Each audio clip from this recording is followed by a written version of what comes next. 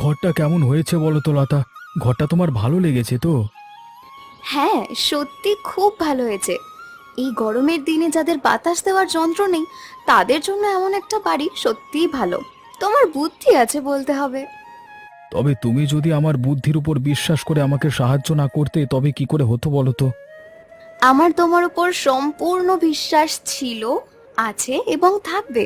আমি জানি তুমি যা করবে তাই ঠিক হবে।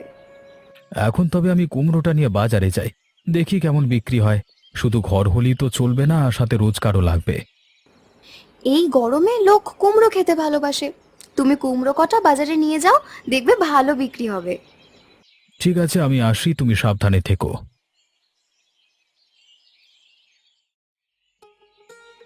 আরে সঞ্জয়, না তো তুমি হঠাৎ আজকে আমার বাড়িতে এলে যে?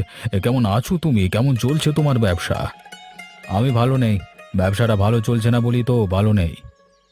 তোমার তো এই জলের কারবার, তো ব্যবসা তো ভালোই চলবার কথা এই গরমে। আমার গ্রামে গরমে জল শুকিয়ে গিয়েছে। আরে জলই নেই তো ব্যবসা কি দিয়ে করবো বলো তো অবিনাশদা?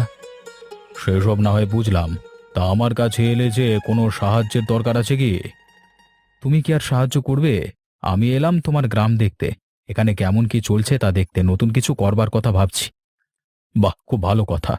আমার গ্রামকে নিয়ে কিছু করলে এই গ্রামের লোকেদেরও কিছু ভালো হতো। সেই, তোমার বাড়িতে থেকে কয়েকদিন চারপাশটা দেখে একটা সিদ্ধান্ত নেব। কয়েকদিন তোমার বাড়িতে থাকতে দেবে তো অবিনাশদা? হ্যাঁ হ্যাঁ, কেন থাকতে দেব না? যতদিন খুশি থাকো সঞ্জয়নাথ, আমার কোনো অসুবিধা নেই। তুমি তো আসোই না, এই ব্যবসার সূত্র ধরে তাও এলে। ওই ব্যবসা আর কাজের চাপই আসা হয়ে ওঠে না। তা তোমার সবকিছু ঠিক চলছে তো? হ্যাঁ, আমার সবকিছু নিয়ে ভালোই চলছে। গ্রামের লোকগুলো খুব ভালো, সব সময় মানে একে অপরের বিপদে পাশে থাকে। তাহলে তো তোমার সবকিছু ভালোই আছে। বাড়িটাও অনেক বড় আর সুন্দর।